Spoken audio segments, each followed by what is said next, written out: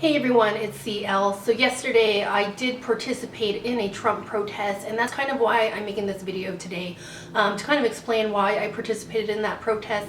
And you should all be aware that the 2016 presidential election has come to a close, and to say that I'm disappointed, like the word disappointed can't even accurately depict the feelings that I'm going through, but I was feeling really down yesterday. So in the morning, of course, there's all the news articles with Trump's face splattered across the pages letting us know that he is the new president. And I was feeling really down during the workday, and at the same time I felt like I couldn't just sit there and do nothing, you know. I felt like I needed to do something. So when I got word that there was going to be a protest in New York City, I looked it up and kind of seen what it was all about and where they were going to meet up.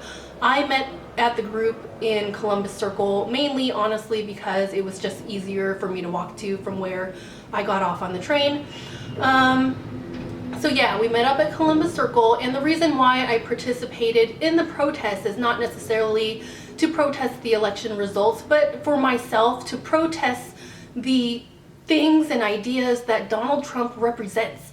He is a racist, he is a misogynist, a hate monger, a bigot, and I wanted to stand up against those things and to just stand up and say that I am not okay with what Donald Trump represents. Now, when I started heading towards the protest, we met up at 5:30, and on my way there, I was a little bit skeptical. I was like, oh, well, what if a lot of people don't really show up? Because it is during the work week, and it's like at 5:30 is when we're gonna meet up, and a lot of people tend to work past 5:30. So I was a little bit worried that we won't have a good turnout, but when I arrived there, I was really happy to see that there was a lot of people there. It was nice to see that there were a lot of people who also had the desire to speak out, you know. And most of the time, I'm the type of person who will always sit in the back or be in the background, being very quiet and just kind of observing what is happening around me. But there are those rare times that if I feel passionately about something, where I'm not afraid to stand up for something that I believe strongly in. And I believe strongly in the fact that America shouldn't be represented by the things that Donald Trump portrays, the hate that he portrays, the negativity that he portrays. So we met up at Columbus Circle, and then we eventually started to march towards Trump Tower, where we met up with the group from Union Square, and we kind of merged into this really large group marching down the streets of New York. We also marched past Times Square, and one thing that I was really happy about, as you know, New York City and Times Square in particular are very touristy, and if you read any of the news headlines from other countries, they're very baffled at how America can elect someone like Donald Trump as president of the United States. So I was happy to see that a lot of tourists were taking pictures of the protest. A lot of tourists were taking video footage, because I want them to take that back home with them, to let the people know there that even though Donald Trump is our next president, that his ideals, the way he has portrayed himself, is not how America isn't. It doesn't represent America as a whole, that there are a lot of people who don't fit in with those ideals that he's been portraying all through the election process. And one thing I was really proud about is that there were thousands of people that protested, and if you want to see the pictures, definitely check that out online. They have like an aerial view of how many people marched down the streets of New York. I was very proud that it was a peaceful protest. There was a lot of police officers there. Of course, they had their zip ties ready, they had their trucks ready so they can arrest you if you became unruly. But at least part of the protest, from the point when I was there up until I left, it was very peaceful. No one was jumping on cars or setting anything on fire. We were very respectful of the property around us.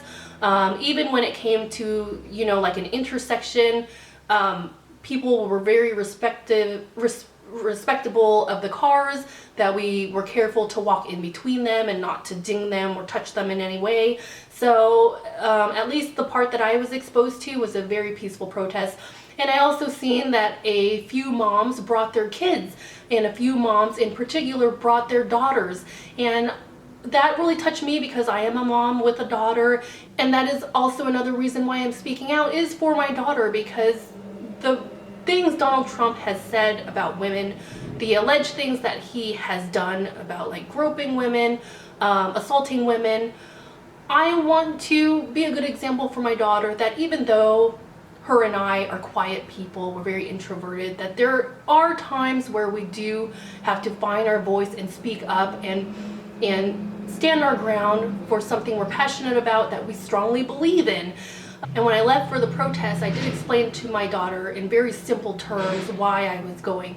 Can't say that she understood everything, but I hope that she will be able to remember this, that when it comes to important things like this, it's important to speak up. And I think one of the reasons why we are feeling so divided, even more so after the election results have come to a close, is because for myself, when I see that electoral map turn red the way it did, seeing so many areas support Donald Trump, it starts to get me thinking, like, is the ideals that Donald Trump portrays, is that what the majority of Americans think? Is that how they feel? Is this really what's going on within the American people? All this hate, all this racism, all this. I want to say that this is not why people voted for him. I want to say that, but I can't hang on to that. So if you are a Trump supporter who is not racist, who believes in equality, I absolutely encourage you to speak up, because the people that are representing your group right now,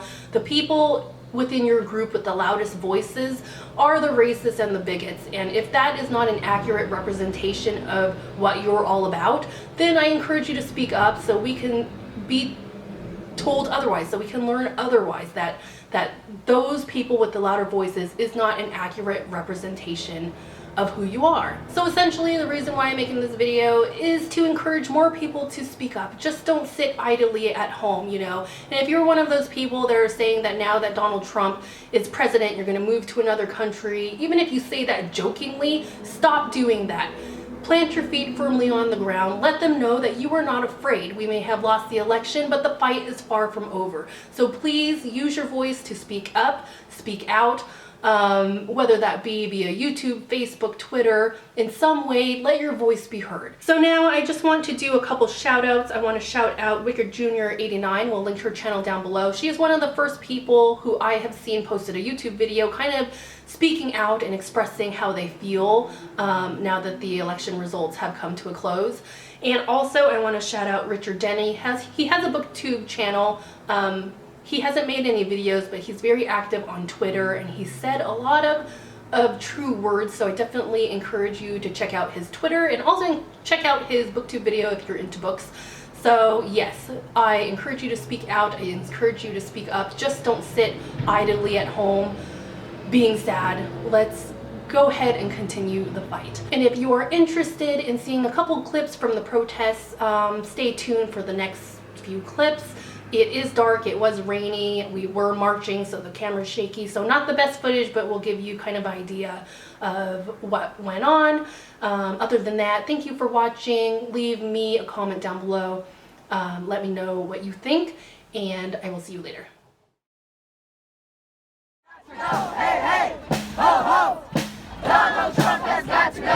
Hey, hey, ho, ho, Donald Trump has got to go. Hey, hey, ho, ho. Donald Trump is full of shit. He is not my president. Donald Trump is full of shit. He is not my president.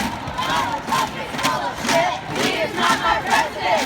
Donald Trump is full of shit. He is not my president.